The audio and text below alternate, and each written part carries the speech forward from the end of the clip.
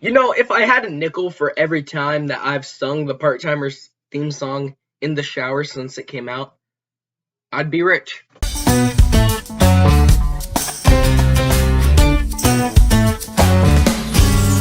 This is America, land of dreams. Everyone can climb higher. You're stuck here, 'cause you're a part-timer. You can do anything, As long as it's not hard. and you can go anywhere. As soon as you get it caught. You're gonna be a huge success. Come on, that's not who you are. You're a part-timer cursed with full-time dreams, and this low-paying job is as bad as it seems. Bad as it seems. What the f*** are you doing here? Whoa, what the f*** are you doing here? Oh, seriously, dude. Like, what the So Part-Timers, Season 1. Part-Timers was a show made by Smosh a long time ago. Jesus Christ, I can't believe I'm talking about this.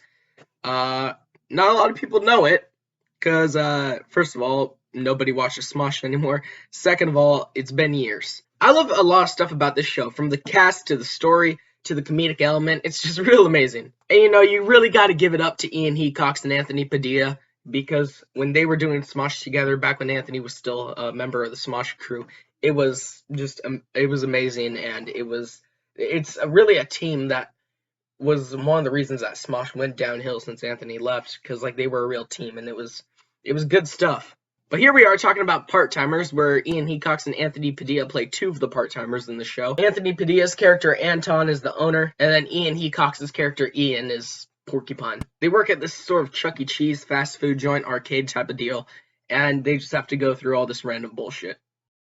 And you know, I will say that one of the things that Part-Timers does well is that it's a very well balanced show. It balances a lot of elements very, very well. It balances the humor and their story and even the romance aspect of the show very, very well. And I'm very impressed with how just overall amazing that Part-Timers is, that it can balance all these elements at once.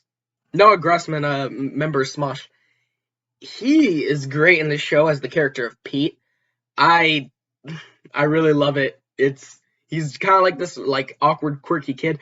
I love the first episode of the show where he comes in and everything like just gets weird and goes to shit for him on his first day, and I'm like, yeah, that's what happens when you join this group. It's kind of establishing what this group is and what you can expect, and how Pete doesn't really know what he was in for. And I really love the relationship that he wants to develop with the character of Mads, because Mads is pretty hot, not gonna lie. And, you know, he just wants to develop this relationship with the character of Mads, but Mads just doesn't really see it, and it's not until the end of the season where Mads actually falls in love with Pete, even though he decides that he just wants to be friends. And it's you know, that reminds me. So, I hate the Twilight movies. I think everybody does. I'm always making fun of them. And when I do mention that I like them, I mention them, it's just irony. And I was watching Part-Timers the other day. Or no, it wasn't the other day. It was in 7th grade, because I used to rewatch it every year. And one of my friends turns to me, and he's like, you know, for as much as you hate that teen drama bullshit, this show has got just enough of it.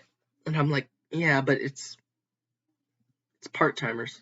And I think the drama in this show actually works, because it's only about there's only two people trying to fall in love with each other. And that's about it. Nothing really much. I really like the character of Lori. I think she's a really good character. And hands down, one of my favorite episodes with her in Season 1 is the one where she's listening to the frickin' erotic audiobooks. And the frickin' end where Pete's just all, wait, did he just fuck a fish? His nimble fingers danced down her newly formed limbs. She may have been both woman and fish, but he was all man, and he knew exactly how to handle his taut, wet line.